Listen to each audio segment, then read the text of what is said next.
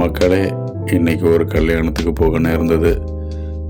அந்த மண்டபத்தோட வாசலில் விநாயகர் ஜம்முன்னு உட்காந்துருந்தார். ஒரு பெரிய ஒரு ஆள் உயரத்துக்கு ஒரு விநாயகர் பொம்மையை வச்சுருந்தாங்க. அருமையாக இருந்தது பார்க்குறதுக்கு.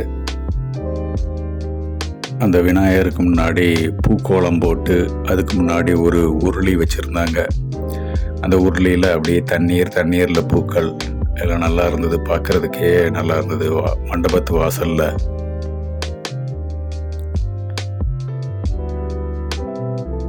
ஒரு 5.5 அடி இருக்கும் விநாயகர். 5.5 இல்லை 6 அடி உயரம். அருமையாக இருந்தது. இது மண்டபத்துக்குள்ளே ஒரு ஃபோட்டோ ஒன்று பார்த்தேன். ஸ்ரீனிவாச கல்யாணம் மாதிரி தெரியுது. பக்கத்தில் கருட ஆழ்வார், அப்புறம் ஆஞ்சநேயர், சுகமகரிஷி, ருத்ரன் போன்ற தேவதைகள் இருந்தாங்க. நடுவில் குறுக்க இந்த பொண்ணு போயிட்டு இருந்துச்சு. அப்புறம் யோசிச்சுட்டு இருந்தேன், இது யார் அப்படின்னு. அப்புறம் தான் தெரிஞ்சது இது என் பொண்ணு தான் அப்படின்னு தெரிஞ்சது. சில நேரத்தில் ரொம்ப டீப்பாக ஒரு விஷயத்துக்கு போயிட்டு இருக்கும்போது நமக்கு தெரிஞ்சவங்களே நமக்கு யாருன்னு தெரிய மாட்டேங்குது. சரி, ஓகே.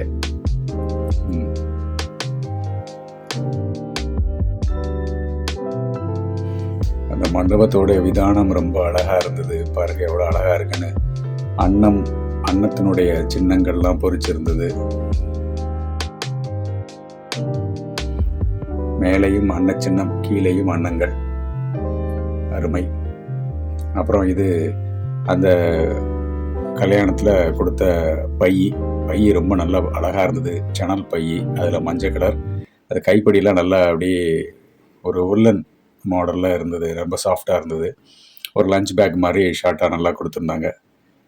அருமையாக இருந்தது. எனக்கு பிடிக்காது என்னென்னா, அங்கே நிறைய வந்த அத்தனை பேர் இந்த பையை ஒரு 3-4 பை வாங்கிட்டு போனாங்க. அதுதான், ஆளுக்கு 1 வாங்கினா பரவாயில்ல, ஒருத்தரே 4 வாங்கினா